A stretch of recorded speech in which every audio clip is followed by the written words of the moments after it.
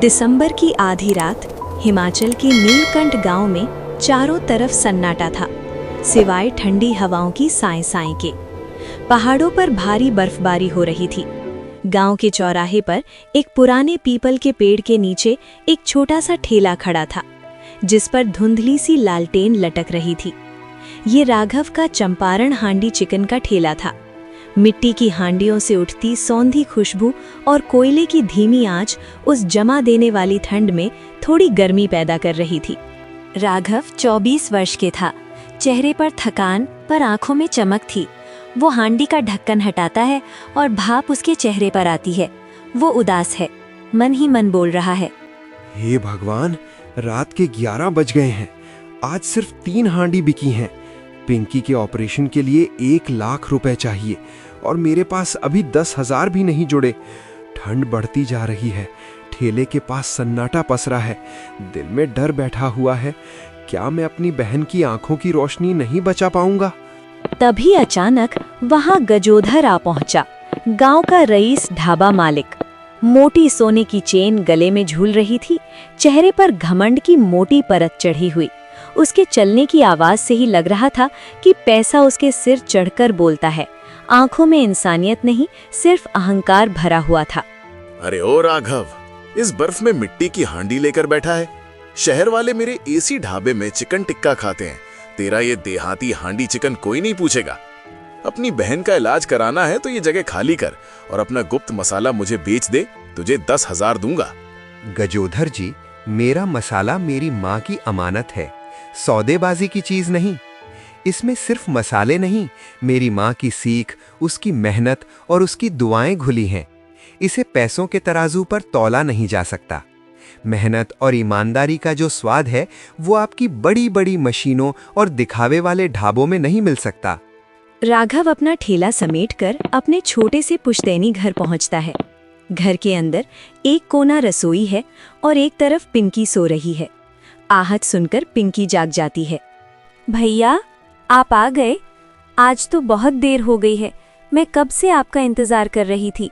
इतनी ठंड में आप थक गए होंगे ना, मैं बार बार घड़ी देख रही थी।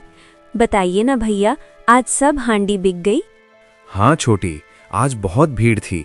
सबने तेरे भैया के हाथ का चिकन बहुत पसंद किया। लोग लाइन में खड़े थे, हाथों हाथ सब बिक गया। देख, तेरे लिए दवा लाया हूँ, ये खा लेना, ठीक लगेगा। तू चिंता मत कर, तेरा भैया है ना, सब ठीक हो जाएगा। पिंकी अचानक रोने लगती है और राघव से बोली, भैया, क्या मैं कभी देख पाऊंगी? मुझे याद है माँ कैसे मिट्टी की हांडी में मसाला पीसती थी। उसकी खुशबू पूरा घर भर देती थी। मैं चाहती हूँ आपकी दुकान बहुत बड़ी हो जाए, लोग दूर दूर से आए और मैं सब कुछ अपनी आंखों से देखूं भैया। राघव अपनी आंखों के आंसू पोंछता है और अपनी माँ की पुरानी फटी हुई डायरी निकालता है। वो पूरी रात मसालों के सही अनुपात को फिर से पढ़ता है और तय करता है कि वो कल कुछ ऐसा बनाएगा जिसे पूरा पहाड़ याद रखेगा। अगले दिन तूफान और भी भयानक था। राघव ने अपने हाथ जमा देने वाली ठंड में मिट्टी की हांडियों को तैयार किया। तभी सड़क के किनारे एक महंगी मर्सिडीज बर्फ में फंसकर खराब हो जाती है। उसमें से एक बुजुर्ग और प्रभावशाली व्यक्ति निकलते हैं, mister Khanna, international food critic और होटल चेन के मालिक। उनके साथ उनके गार्ड्स हैं।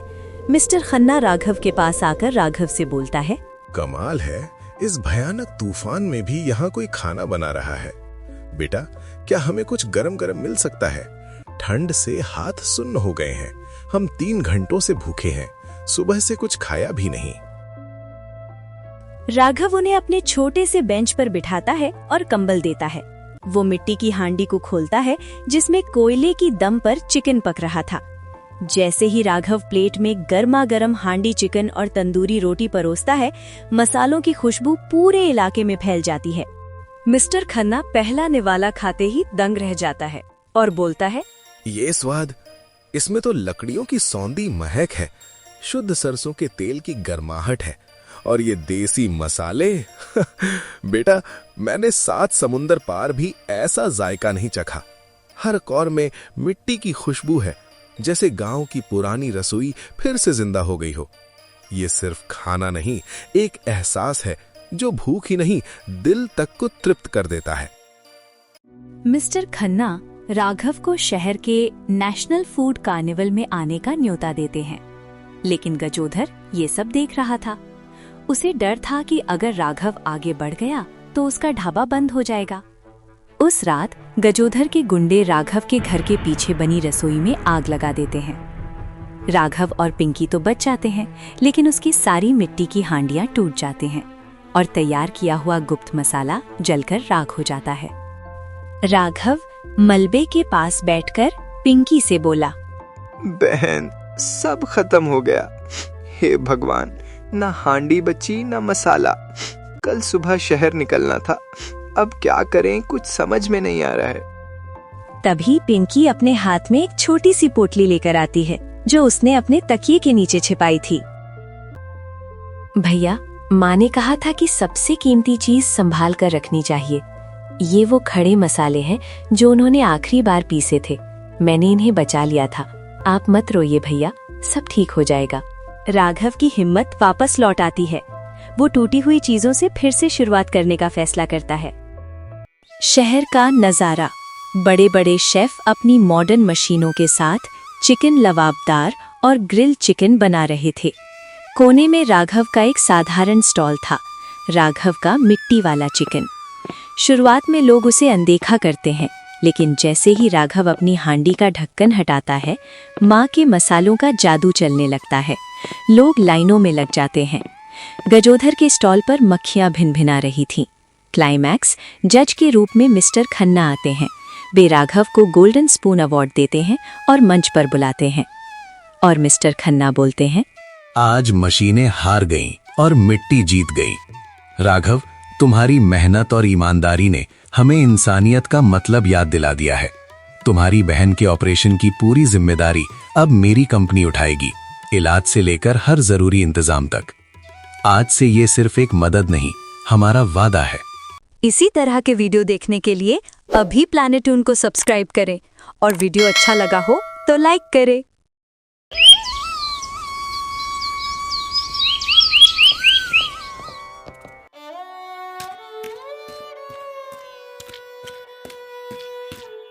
गांव में तो चारों ओर अकाल की मार पड़ी हुई है। लगता ही नहीं कि अब इस गांव में ज्यादा दिन ठहरना ठीक रहेगा। रोजी रोटी के लिए बाहर ही जाना पड़ेगा। मोहन नौकरी की तलाश में अपने गांव से निकल पड़ा। चलते चलते वह सूर्यपुर नाम के दूसरे गांव में पहुंच गया। वहां उसके रहने को कोई ठिकाना नहीं था और काम भी नहीं मिला। चलते चलते वह एक अमीर आदमी हरिओम सेठ के घर तक पहुंच गया और बोला, सेठ जी, मेरा नाम मोहन है। मैं दूसरे गांव से आया हूँ। हमारे गांव में अकाल पड़ गया है। खेत सूख गए हैं, पानी की दरकार है। अगर आपके यहाँ कोई काम मिल जाए तो बड़ी मेहरबानी होगी। हरिओम सेठ ने उसकी हालत देखकर कहा, अच्छा लगता है तुम्हारी स्थिति बहुत खराब है। वैसे मेरे पास एक काम तो है, पर लगता है तुम वह कर पाओगे या नहीं। मोहन ने नम्रता से कहा, सेठ जी, आप चिंता मत करें। जो भी काम दीजिएगा मैं पूरी मेहनत और सच्चाई से करूंगा। ठीक है, मेरे पास 10 गाय और 20 भैंस हैं। तुम्हें रोज उनका गोबर निकालना होगा, सुबह शाम चारा पानी देना होगा। महीने के अंत में तुम्हें इसके लिए 300 रुपए मिलेंगे और 2 समय का खाना भी मिलेगा। क्या तुम यह काम कर लोगे? मोहन ने खुशी से कहा, हाँ सेठ जी, मैं यह काम कर लूंगा। फिर उसने विनती की, सेठ जी, अगर आपको कोई आपत्ति न हो तो क्या मैं गौशाला में ही रह सकता हूँ? मैं नया हूँ, रहने का ठिकाना नहीं है। हरिओम थोड़ी देर सोचकर बोला, ठीक है, तुम गौशाला में रह सकते हो। तब से मोहन रोज सुबह जल्दी उठकर गाय भैंस की सेवा करने लगा। वह गोबर साफ करता, चारा देता और पिलाता, हर काम ईमानदारी से करता था। हरिओम का भी मन मोहन के काम से खुश होने लगा। एक दिन हरिओम ने बुलाकर कहा, मोहन, तुम्हारा काम बहुत अच्छा है। गायों का दूध पहले से बेहतर हो गया है, इसलिए मैं तुम्हारी तनख्वाह बढ़ाकर 400 रुपए कर रहा हूँ। मोहन ने सिर झुकाकर कुछ साल ऐसे ही गुजर गए। मेहनत से मोहन ने कुछ पैसे जमा किया और उसने एक छोटी कुटिया बना ली। अब कम से कम वो अपने घर आराम से सो पाता। वह गौशाला में काम करके दिन गुजारता और रात को अपने कुटिया पर सोने चला जाता। मेहनत और सच्चाई से उसकी जमा पूंजी बढ़ती रही। एक दिन मोहन सोचने लगा कि अब इतने साल हो गए, पर अपना खुद का छोटा सा खेत या जमीन लेकर मेहनत से अपना व्यापार करना चाहिए। पर उसके पास जो थोड़े बहुत पैसे थे, उसे घर में रखने से चोरी का खतरा था। गांव में चोरी की खबरें बढ़ गई थी, इसलिए उसने तय किया कि अपने जमा पैसा 4000 रुपए किसी भरोसेमंद के पास रखवा दे। और सोचकर उसने हरिओम के पास चला गया और हरिओम के पास अपना बात रखा। तो हरिओम ने बोला कि गांव में जमींदार ठाकुर सुंदरलाल के पास पैसे रखवा देना। उसके यहाँ पहरेदार हैं और वह ईमानदार माना जाता है। मोहन ने वही किया। ठाकुर के घर जाकर मोहन ने कहा, मेरे पास 4000 रुपए है, क्या आप इन्हें कुछ दिनों के लिए रख लेंगे? बिल्कुल, मेरे पास सुरक्षित रहेंगे, तुम चिंता मत करो। ठाकुर ने मुस्कुराकर कहा। मोहन ने पैसे थमाए और घर आ गया। 2 साल ऐसे ही बीते। फिर मोहन ने सोचा कि अब जमीन खरीदने का समय आ गया है। वह उन पैसों को लेने ठाकुर के पास गया और कहा, ठाकुर जी, मैंने आपको 4000 रुपए दिए थे, कृपया मुझे लौटा दीजिए, मैं जमीन खरीदना चाहता हूँ। ठाकुर ने अचानक आंखें बड़ी कर दी और बोला, कौन हो तुम? मैं तुम्हें पहचानता ही नहीं। यहाँ कितने लोग आते जाते हैं, सबका हिसाब किताब अलग होता है। तुम्हारे पास कोई लिखित कागज है क्या? अगर है तो दिखाओ। मोहन घबराया और बोला, ठाकुर जी, मैंने भरोसे पर आपको पैसे दिए थे। आपकी ईमानदारी देखकर ही मैंने यह काम किया था। कृपया मेरे पैसे वापस कीजिए। तो यह बात सुनकर ठाकुर ने बोला, मैं कागज पर ही लेन देन करता हूँ, तुम कोई दस्तावेज दिखाओ। मोहन ने बहुत समझाया, पर ठाकुर ना माना और मोहन को पिटाई कर दी।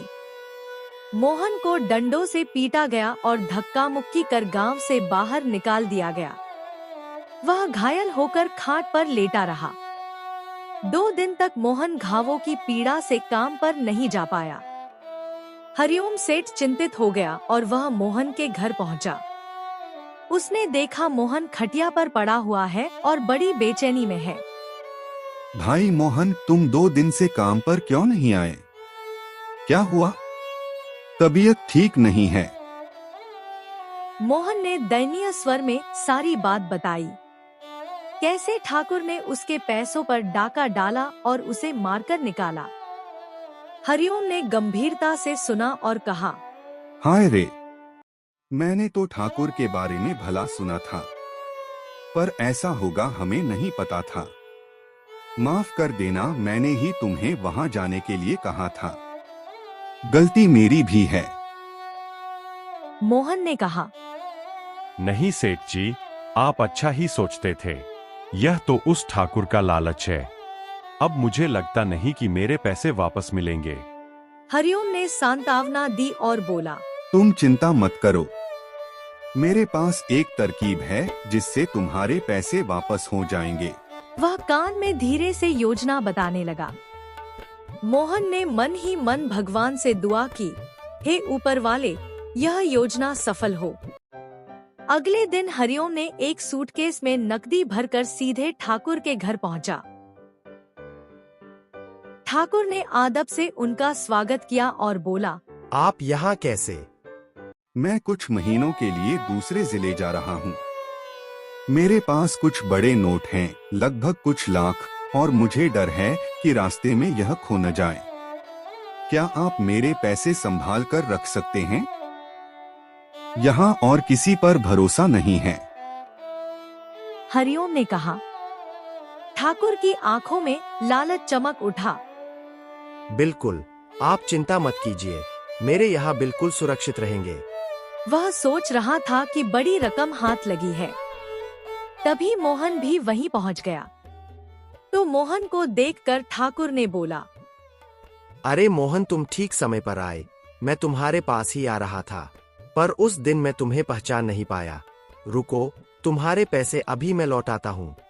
ठाकुर थोड़ी देर रुकते हुए मोहन के पैसे लौटा देता है और कहता है, माफ करना भाई, हमसे बहुत बड़ा गलती हुआ, मैंने तुमको पीटा था, माफ कर देना भाई। मोहन बिना कुछ कहे वहां से चला जाता है। थोड़ी देर बाद हरिओम के नौकर दौड़े आए और बोले, मालिक, अब आपको बाहर जाने की जरूरत नहीं है, व्यापारी खुद गांव आ रहे हैं। हरिओम मुस्कुराया और बोला, अगर व्यापारी आ रहे हैं तो अब यह पैसा यहाँ रखने का कोई मतलब नहीं। चलिए, मैं अपना सूटकेस उठाकर चलता हूँ। ठाकुर अब अचानक हक्का बक्का रह गया। उसने जो भारी रकम सोची थी वह निकल गई। इसके साथ ही जो उसने मोहन के 4000 रुपए हड़प रखे थे वे भी लौट गए। उसके बाद मोहन के पास आया हरिओम। तो मोहन ने विनम्रता से हरिओम का धन्यवाद किया। हरिओम ने कहा, जो मेहनत से कमाता है और ईमानदार है, ऊपर वाला उसका साथ कभी नहीं छोड़ता। और जो हराम की कमाई करता है उसका अंजाम बुरा होता है।